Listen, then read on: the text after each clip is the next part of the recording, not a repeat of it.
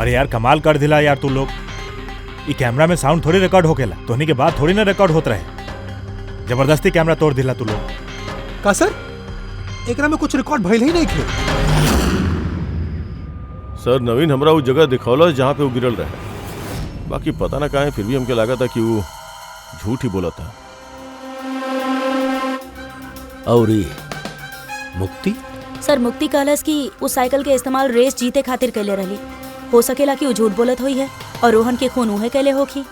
और गौरव और दीप्ति इनकर लव स्टोरी के का कितना सच्चाई बा? एकरा में सच्चाई तो पूरा है सर। फोन रिकॉर्ड दिखा रहा है दीप्ति और गौरव 3 से 4 घंटा हर रोज आपस में बात करत रहे। एगो काम करल जा, फिर से मैराथन के फिनिश लाइन के फुटेज देख लिया।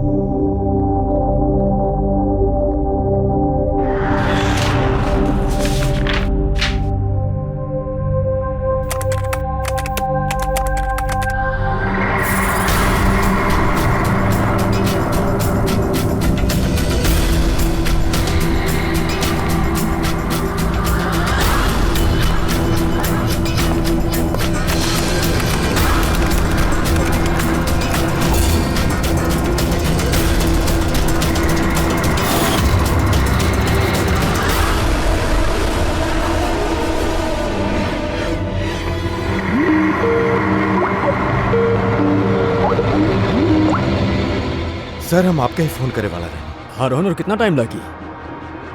बस आप ही समझ ली कि मंजिल बहुत करीब है। That's good. मंजिल के आसपास कुछ तो नजर आ रहा हो कि? हाँ सर, देखनी है ना, tendering and estimating department.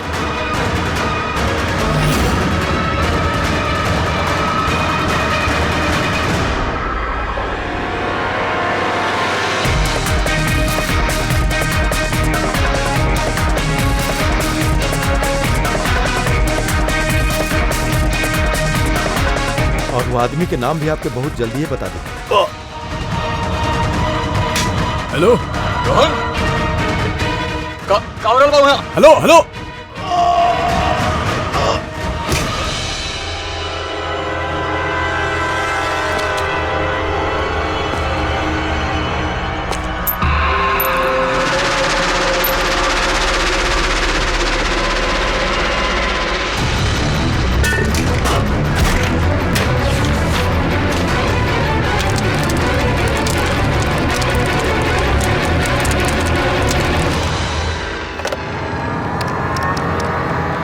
Hello police station.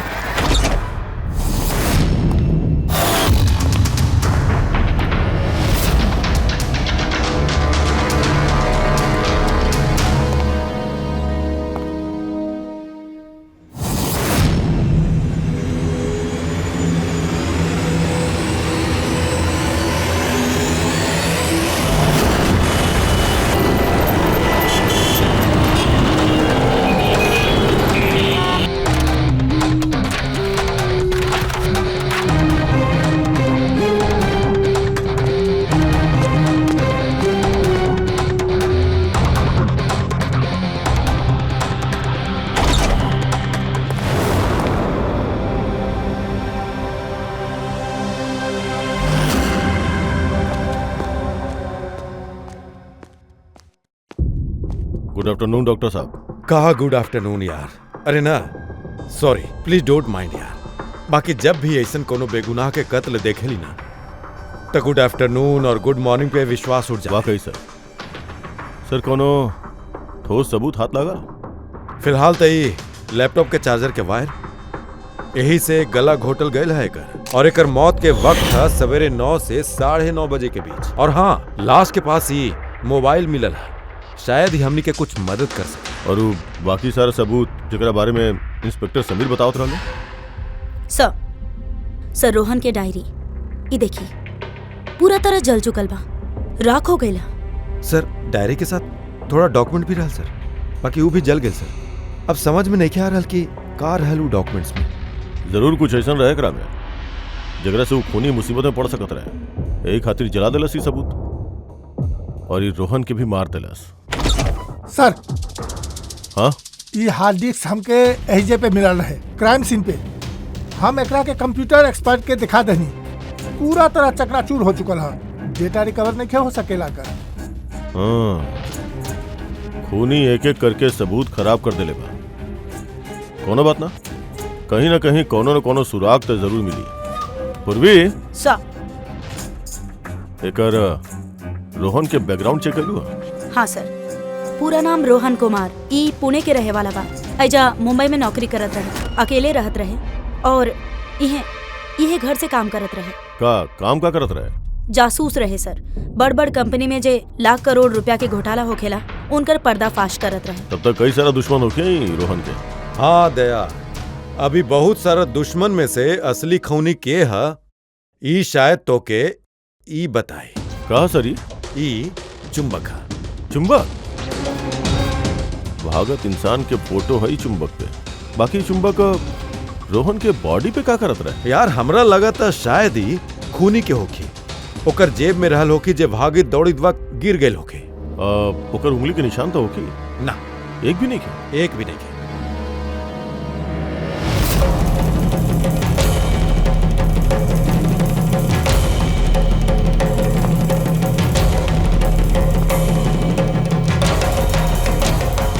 खूनी शायद एजा से आयल होगी।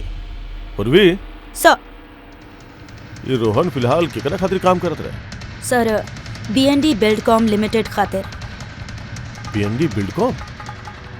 ये तो इंजीनियरिंग और कंस्ट्रक्शन के नंबर 1 कंपनी है शायद। हाँ सर, और ये देखी ये टोटल हार्ड डिस्क पे भी BND बिल्डकॉम कंपनी के स्टिकर चिपकल है सर। और मरे से ठीक पहले ई रोहन ई कंपनी के CEO हितेश के साथ वीडियो कॉल पे रहे। और सर वो लोकल पुलिस स्टेशन में हितेश ही कंप्लेन दर्ज करे लगे।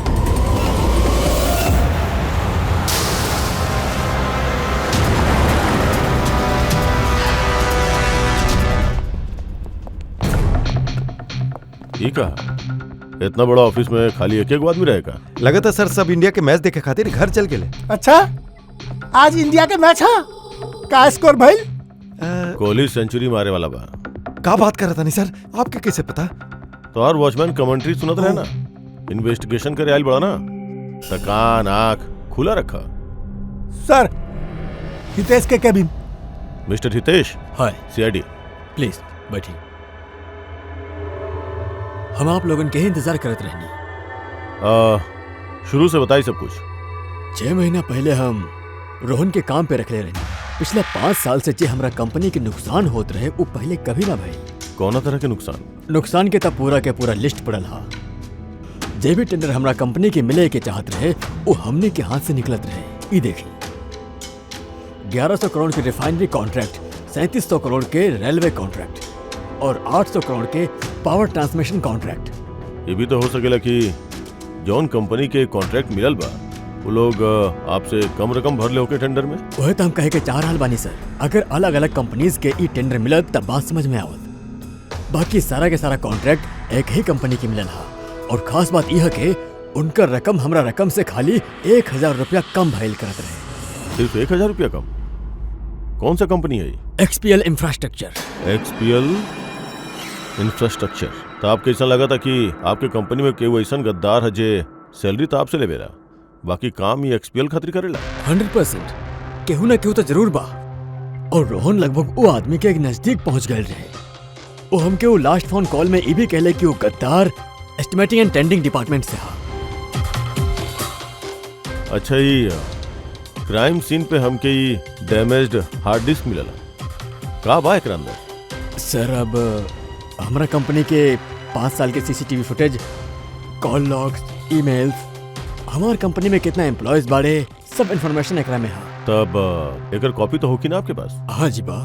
हम वो अपना साथे ले जाए। श्योर।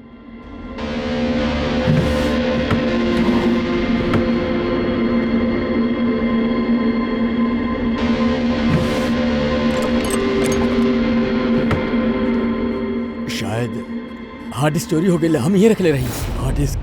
का तो हर केबिन के अंदर से कोनो चीज कैसे चोरी हो सकेला? शायद हमारे गैराज में के वाले और यहाँ से। और आपके ऑफिस के अंदर ही सीसीटीवी कैमरा का नहीं खिला? कभी जरूरत ही नहीं के पड़ल सर। जरूरत बता के ना आवेला, अब पड़ल ना जरूरत। सॉरी सर।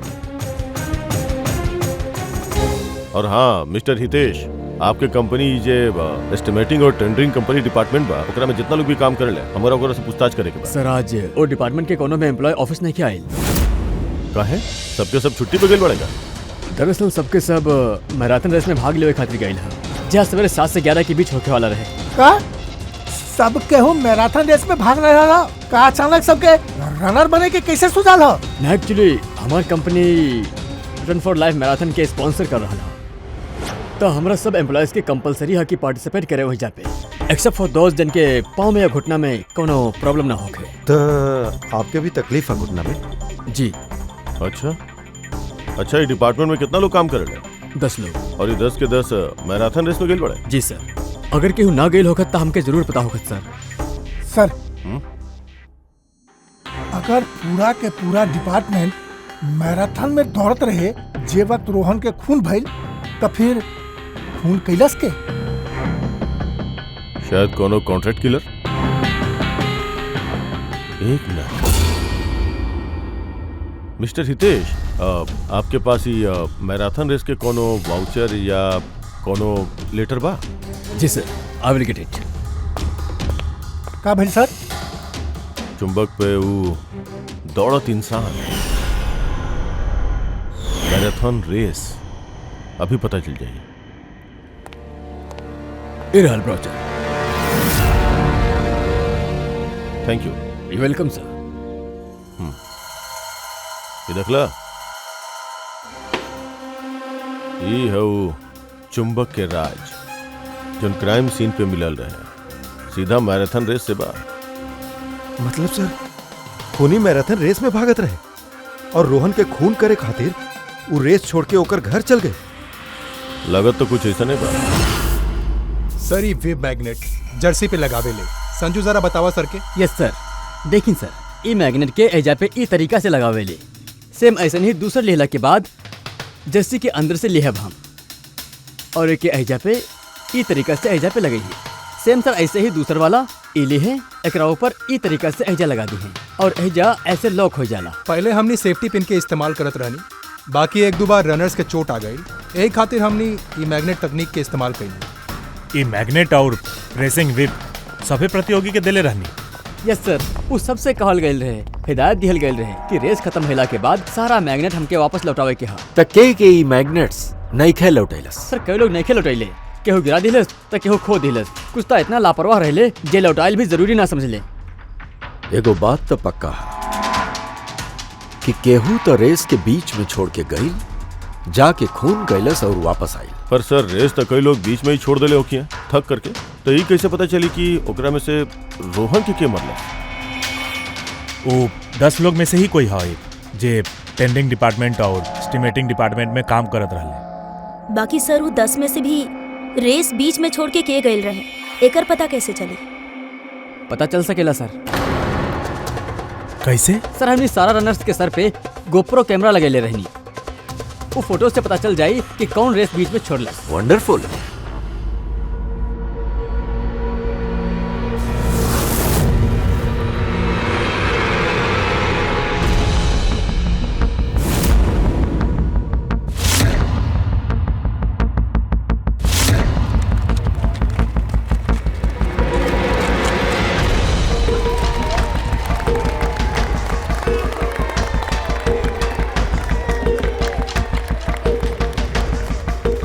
नवीन, ये रेस तो के ही जीते के हा।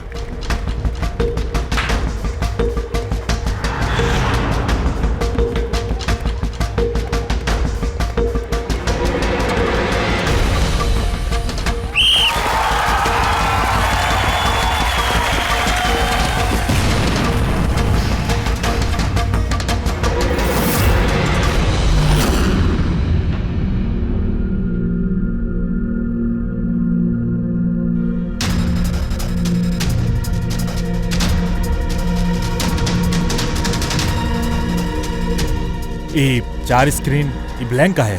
पता नहीं कि सर, हमने तो सारा कैमरा ये लोगन के चालू करके देले रहनी। शायद भूल से ये चारों से कैमरा ऑफ के बटन दब गई हो। भूल से या जानबूझ के?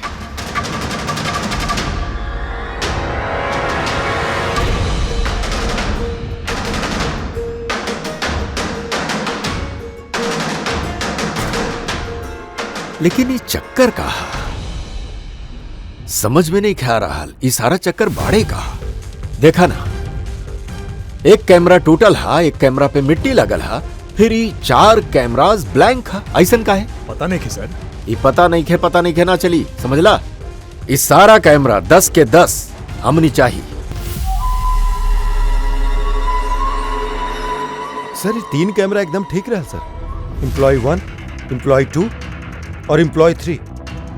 मतलब तीनों कैमरा में कोनो टेक्निकल प्रॉब्लम ना रहे। केहू जानबूझ के कैमरा बंद का देहलस या फिर भूल से भी कैले होगी, बाकी कह नहीं खे सकत। बाकी सर ये चारों कैमराज के फुटेज बिल्कुल ठीक है सर। एंड्रॉइड 4, 5, 6, 7। तब आओ तनी प्रॉब्लम वाला कैमरा पे। सबसे पहले प्रॉब्लम वाला कैमरा रहे ई नवीन के। एक लेंस गायब हो गई रहे, शायद भागत भागत गिर गई रहे।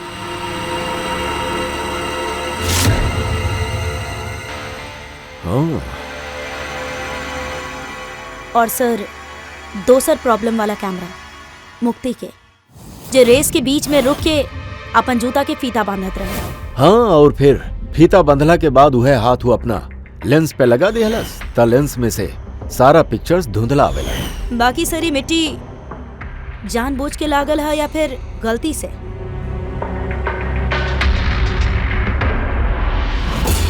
अरे 10 लोगन के 10 गोप्रो कैमरास होके के चाहत रहे। ऐजा तो सिर्फ 9 है। गौरव के कैमरा के का भइल? ऊ कहा सर वो कैमरा गायब है। गौरव के लौटैलस ही नहीं के। मतलब सर ये गौरव ही खूनी है। हमने के ओके पकड़ लेवे के चाहिए। अरे पंकज, ऐसे ना होखेला। हो सकेला कि गौरव भूल गईल होके कैमरा लौटावे खातिर। सोचे कि ई हा कि खूनी यह वक्त काहे चुनलस। मैराथन रेस के वक्त खून करे खातिर ऊ चाहत तो कहीं पे भी खून कर सकत रहे, कभी भी खून कर सकत रहे बाना। एलओआई के खातिर सर, ताकि पकड़ा गया पे खूनी बोल सके कि रोहन के खून के वक्त वो मैराथन में भाग लेते रहे। हाँ, तो फिर यही खातिर ऊ रेस में भी हिस्सा ले ले होखी और रेस पूरा भी कैले होखी। मतलब सर रेस के बीच में छोड़ के उ गईल, जाके खून कैलस और खून करे के बाद वापस आके उ रेस खत्म कैले होगी। एग्जैक्टली। बाकी सर फुटेज से कैसे पता चले कि के रेस छोड़ के गई, खून कैलस और फिर वापस रेस ज्वाइन कर लेलस? सर एकर पता आपके टाइमिंग चिप से लग सकेला। टाइमिंग चिप्स का होखेला? आजकल मैराथन रेस के विजेता के पता लगवे खातिर RFID के इस्तेमाल किहल जाला। RFID मतलब रेडियो फ्रीक्वेंसी आइडेंटिफिकेशन। जी सर। ये टेक्निक से ही पता चल सकेला कि अब एगो रनर के हर एक लैब के कंप्लीट करे में कितना वक्त लागेला। RFID radio frequency identification. Sir ई है चिप और ये रेस के मैट है, ये भी RFID तरीका से काम करेला। देखिए सर। ओह, मतलब रेस शुरू होखला पे जब भी कोनो रनर ई मैट के क्रॉस करी तो ओकर टाइमिंग वही वक्त शुरू हो जाए। बिल्कुल सर, ऑफिस की कार्ड्स के जैसन। चला ये तो समझ में आ गए। बाकी ये पता चल सकेला कि केहू रेस बीच में छोड़लस और फिर वापस ज्वाइन कर लेलस। एकर भी इलाज बा सर। सर ये मैराथन 21 किलोमीटर के होखेला। एकरा में 4 पड़ाव होखेला। पहला 5 किलोमीटर, दूसरे का 10, तीसरा 15 तो चौथा 20। चौथा पड़ाव से लेके लाइन तक ई जे दूरी होखेले उ सर 1 किलोमीटर के होखेले। मतलब कुल मिला के 6 पैड्स, स्टार्टिंग लाइन के पहला पैड और फिनिशिंग लाइन के छठा पैड और बीच में 4 पड़ाव, 4 पड़ाव के 4 पैड्स। जब भी केहू रनर्स के पैर उ पैड्स पे पड़ेला तो हमके पता चल जाला कि उ लैब कितना देर में कंप्लीट कैले होगी। तक के रेस बीच में छोड़लस के नहीं खे एकर पता चल सकेला। अगर ये पता चल जाए कि एक पड़ाव से दूसरा पड़ाव के बीच कौन रनर के जरूरत से ज्यादा वक्त लागेला। सब कर टाइमिंग चेक करतानी, पता तो चले। बाकी खरगोश जे बीच रेस में कछुआ बन गई। पूर्वी, सर सर हमनी के पहला कछुआ है ई नवीन। ई रेस के सारा पड़ाव सर करीब 25 मिनट में कंप्लीट कर लेबा। बाकी आखिरी पड़ाव के बाद फिनिशिंग लाइन तक पहुंचे में मतलब वो 1 किलोमीटर क्रॉस करे में ओकरा 50 मिनट लागल। नवीन,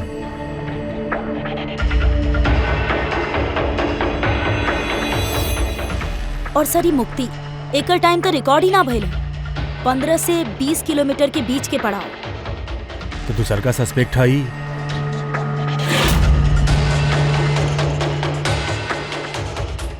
मुक्ति और अभी गौरव जी ये तो 15 किलोमीटर वाला पड़ाव तो पार ही नहीं के गई। ई बाड़े हमनी के तीसर का सस्पेक्ट। सर बाकी सबके तो टाइमिंग लगभग ठीक ठाक ही है। मतलब खून ई तीनों में से ही केहू कैले हा, नवीन, मुक्ति और गौरव में से। और बाकी नवीन खून कैले हा तो रेस छोड़ ले हा 20 किलोमीटर से लेके फिनिशिंग लाइन के बीच में। फ्रेडी, पंकज मोटरसाइकिल लेके जा, एवरेज स्पीड से जाइया ई रूट पे, और देखा जहां जहां ई तीनों रेस छोड़ ले हा ओइजा से देखा रोहन के घर कितना दूर है और कितना देर लागल होखी।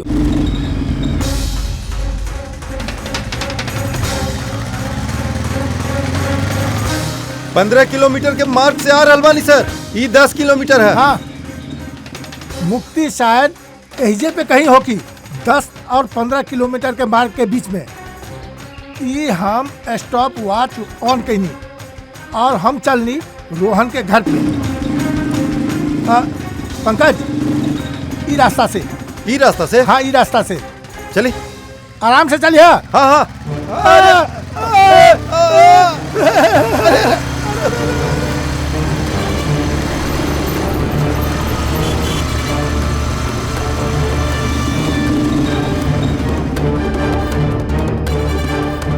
इला रोहन के घर। मुक्ति शायद रोहन के घर पीछे के खिड़की से घुसल होगी।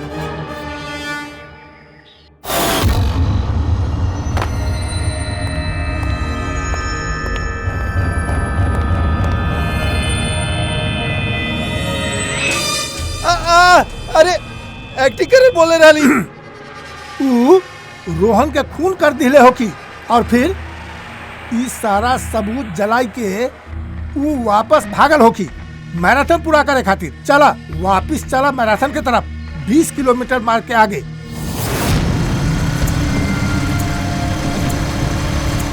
स्टॉप वॉच में टाइम देख ली सर। 26 मिनट।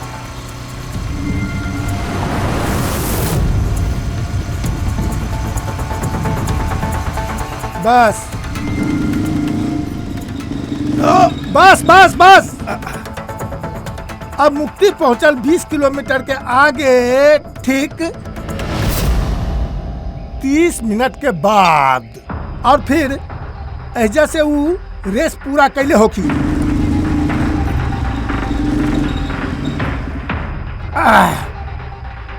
अब सुना, गौरव खून कैले ह तो वो रेस एजा पे छोड़ले होगी 10 से 15 किलोमीटर के मार्ग के बीच में। ये हम स्टॉप वॉच ऑन कैनी। अब चला तानी रोहन के घर। चला।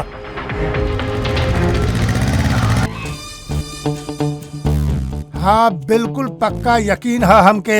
Excuse me. छोड़ छोड़ छोड़ छोड़ छोड़ छोड़। चला।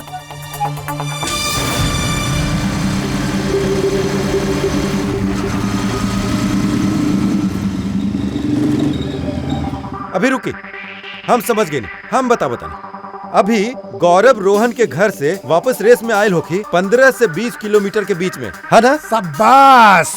हमारा साथ रह के तू बड़ा होशियार हो गई हो।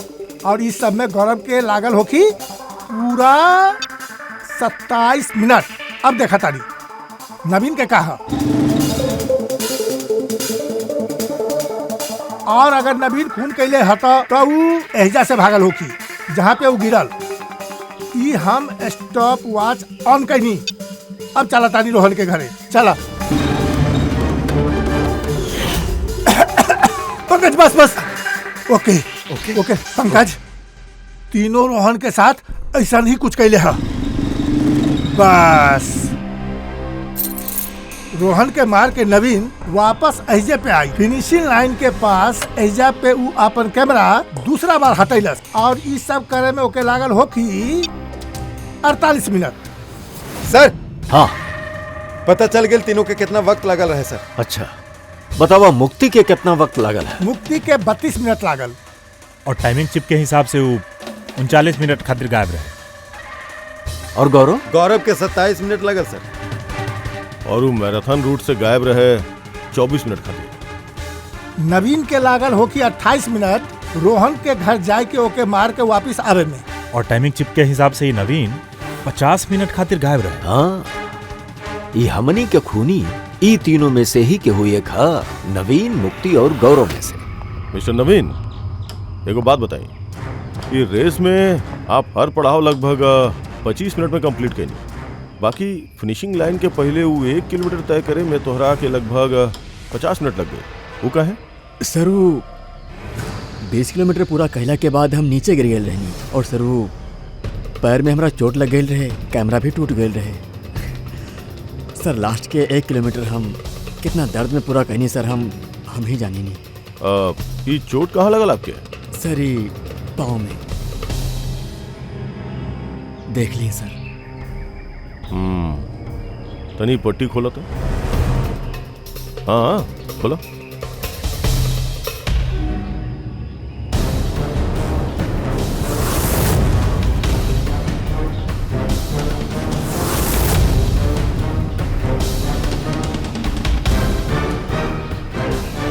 सर अब तो आपके यकीन हो गया ना कि हम निर्दोष बानी। निर्दोष बड़ा था, इतना परेशान काहे लग रहल बड़ा? पसीना आ रहल बा, काफी नर्वस लग रहल बड़ा तू। हाँ मिट्टी काहे लगे ले रहलू कैमरा पे? पता नहीं खे, गलती से लग गई होगी। गलती से? 15 और 20 किलोमीटर के पड़ाव भी गलती से रेस में छूट गए रहेगा? हमने तो कोनो पड़ाव न छोड़नी, सब पड़ाव पूरा कैले बानी। बाकी टाइमिंग चिप तो कोनो और ही कहानी बता रहल बा। टाइमिंग चिप खराब भी तो हो सकेले। आप एगो मशीन पे यकीन करिए या फिर एगो जियत जागत इंसान पे। तुहार गोप्रो कैमरा कहाँ गई? तू रेस वालन के वापस ना कैला? वो तो खो गए सर। खो गई? ऐसे कैसे खो गई भाई? पता नहीं कि सर वो रेस के बीच में अचानक देखनी तो कैमरा रहे ही ना, पता नहीं कि कहाँ गिर गई।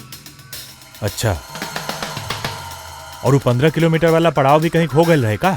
ओके पार ना कैला तू? सर हम सारा पड़ाव पार कर लेनी।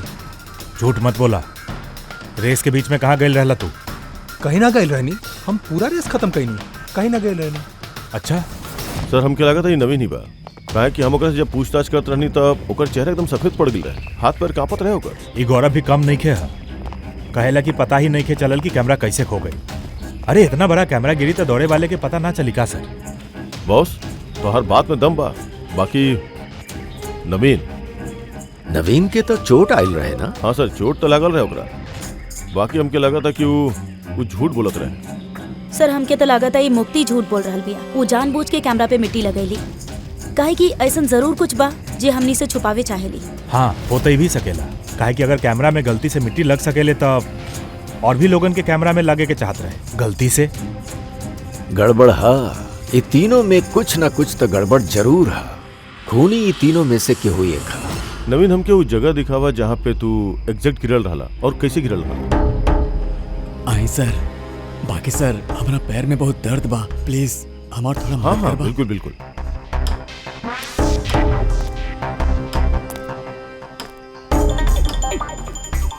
सर हम अभी भी कहा था नहीं आपसे, आप अपन टाइम वेस्ट कर रहे बानी। सर कहीं ऐसा ना होगा कि असली खूनी ही हाथ से निकल जाए। सीआईडी के हाथ से ना आज तक कोनो खूनी निकलल बा और ना ही निकले, बेफिक्र रहा। हाँ सर वो यही से अटक के हम नीचे गिर गए रहनी। यहाँ से? जी सर। सर जैसे गिर रहनी हमारा कैमरा भी टूट गए रहे। अच्छा, फिर हम कैमरा फिर से लगाइनी और रेस स्टार्ट करेंगे। काफी दर्द में तू ई रेस फिनिश कैला। हाँ सर, अब भी बहुत दर्द है। तू गिरल ले जा रहा ई तरफ ना? हाँ सर, थक गए नहीं सर, फिर ध्यान न देनी नीचे और पैर इसमें अटकल और नीचे गिर गई नहीं। अच्छा, वो रेस फिनिश कैला से पहले तू दोबारा अपन कैमरा हटा दिल रहा का?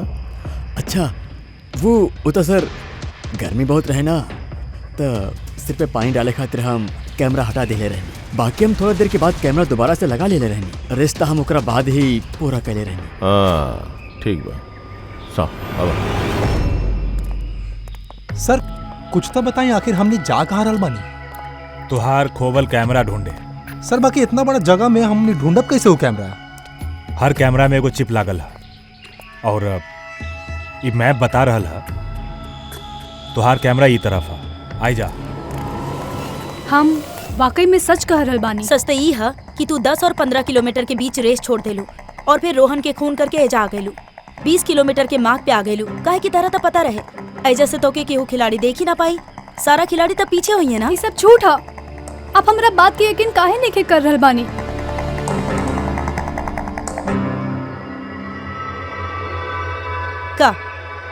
का ढूंढ रहल बाड़ू? हम कुछ भी तो नहीं खे। कुछ बाओ ऐजा पर? ना कुछ ना। अच्छा? ना कुछ ना।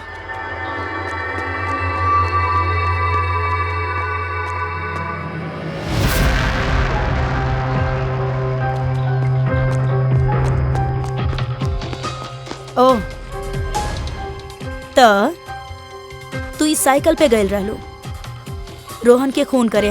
हमके सच में नहीं खे पता कि इस साइकिल केकर हा। अच्छा, अभी पता चल जाए जब तोहार उंगली के निशान इस साइकिल पे मिली। प्लीज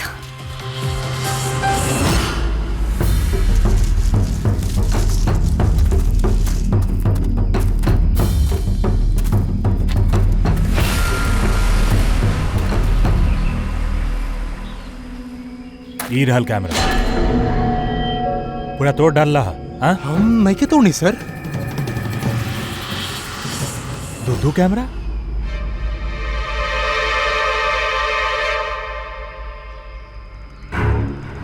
दूसर का कैमरा क्या कर रहा?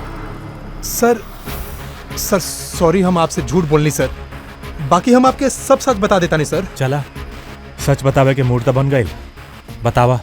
दरअसल हम ई जंगल में ड्रग्स लेवे आइल रहनी। वो ताकत वाला ड्रग्स जेकरा से कि हमरा में फुर्ती आवे और हम तेजी से दौड़ के रेस जीत जाएं। यही खातिर हम अपना कैमरा तोड़ दें। अच्छा मजाक कर लेला। तेजी से दौड़े वाला ड्रग चाहत रहे मैराथन में, जहाँ लंबे समय तक भागे ले धीरे धीरे, ओकरा में तो के तेजी से दौड़े वाला ड्रग चाहत रहे। मजाक कर रहा का? हाँ? केकर कैमरा है? हम नहीं खे जानी ले सर।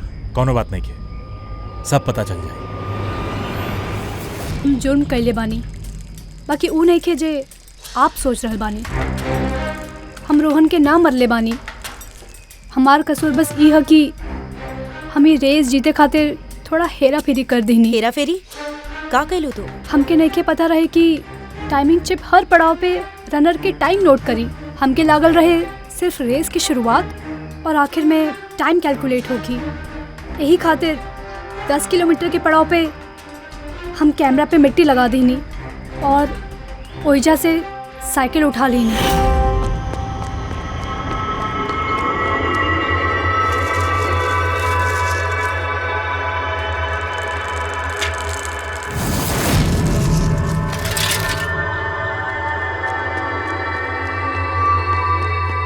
बाकी रेस खत्म होकर थी सीआईडी ओइजा आ गई और हमके ओइजा से साइकिल हटावे के मौका ही नहीं के मिलल। इतना बड़ बेईमानी सिर्फ एगो रेस जीते खातिर? वो ऑफिस में शर्त लागल रहे कि हमने के डिपार्टमेंट में जे केहू भी रेस जीती वो के सब जन कंट्रीब्यूट करके 5 लाख रुपया दी हैं।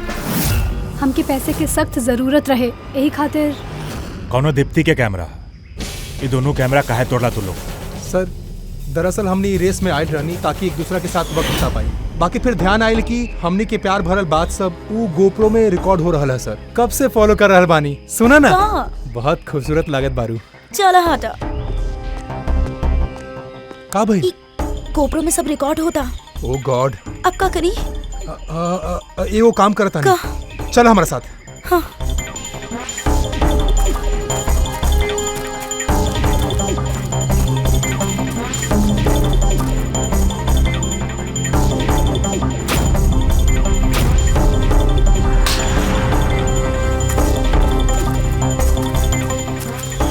यार कमाल कर दिला यार तू लोग।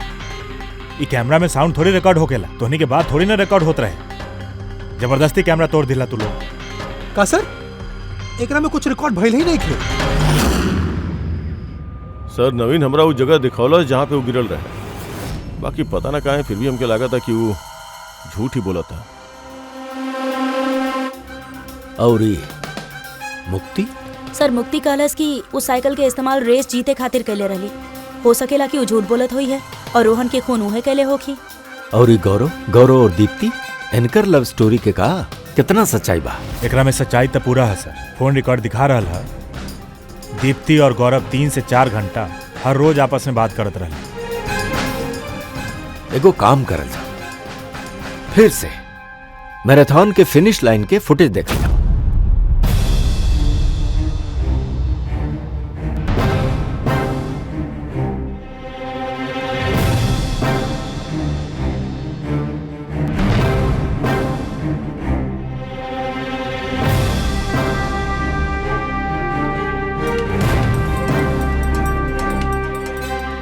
ये गौरव के तुरंत बाद ही दीप्ति आयल रहे। दोनों साथ में ही रहे। ये दोनों ही कांड कैले हल रहता सर। एक मिनट अभिजीत, दया, ई देखा, ई बा हमनी के खूनी।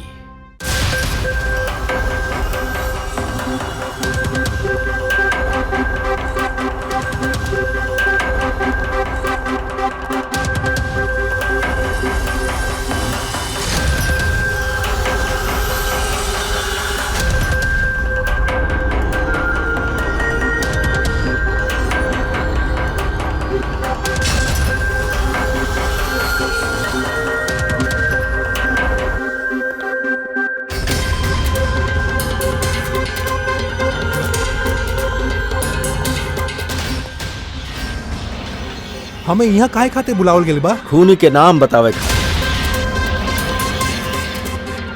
सर सच में खूनी पकड़ल गई है? तब बताई ना सर, खूनी के बारे बतावा था नहीं इतना जल्दी भी कहा। मुक्ति 5 लाख रुपया खातिर तू बेईमानी करी।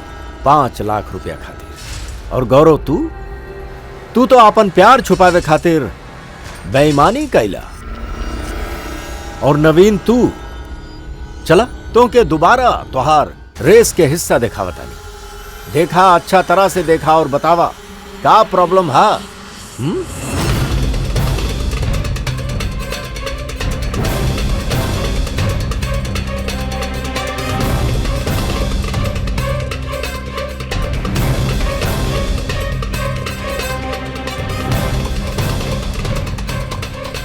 कुछ भी ना था सर, सब ठीक था बा। कोनो प्रॉब्लम नहीं है। तोरा याद बा तू कहले रहला कि कैमरा के दूसरा बार जब तू हटावला ओकरा बाद तू सर पे पानी डाले रहला। वो तो सर गर्मी बहुत रहे ना, तो सिर पर पानी डाले खातिर हम कैमरा हटा ले रहे। झूठ बोल ले रहला तू। अपना सिर पे पानी डाल ले रहला और जब तू फिनिश लाइन पे पहुंचला तो वही जा तो के भीगल दिखे के चाहत रहल। बाकी फुटेज में का दिखेला? बिल्कुल सूखल बाड़ा। शायद पानी सूख गई होगी ना। बारिश के दिन में इतना जल्दी पानी सूख गई, कमाल है यार। चला नवीन जी, तोहके एगो और फुटेज दिखावतानी। ये कहानी के आखिरी हिस्सा बतावा। एके देख के तोहके का लगत?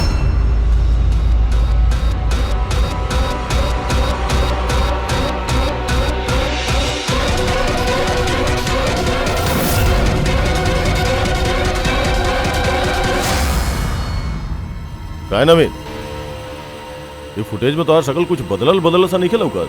हाँ अभी तक नजर आई ही, काहे कि शकल नवीन के नहीं है, इनके भाई प्रवीण के है।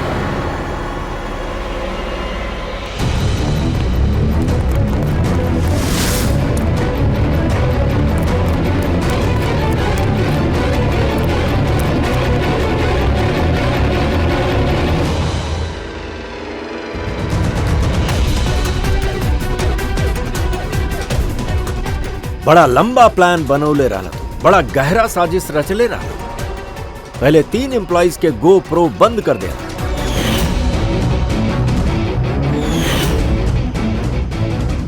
और फिर खुद के गोप्रो कैमरा नीचे गिरा देहला ताकि लेंस टूट जाए।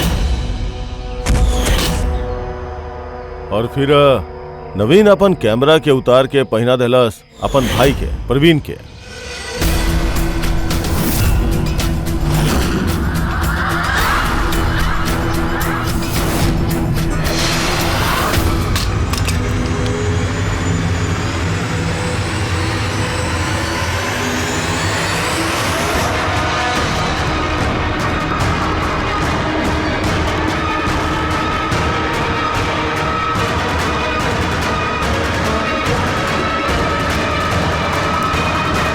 कैमरा के अदला बदली में ज्यादा टाइम ना रहे, यही खातिर शायद वो टी शर्ट पे जब टेप लगावत रहल तो प्रवीण के सारा मैग्नेट्स ना लगावल, कुछ मैग्नेट्स नवीन अपना जेब में डाल के ले गए।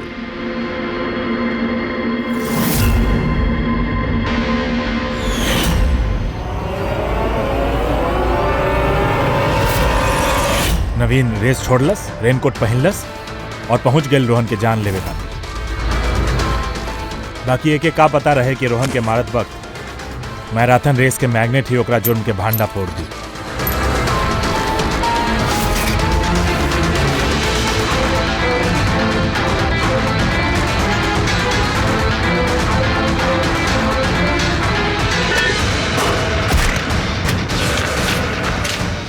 फिर नवीन सारा सबूत मिटेलस और निकल गई रेस ज्वाइन करे। जानबूझ के अपना पैर में चोट लगा लेलस ताकि हमनी के विश्वास दिला सके कि ये चोट असली है।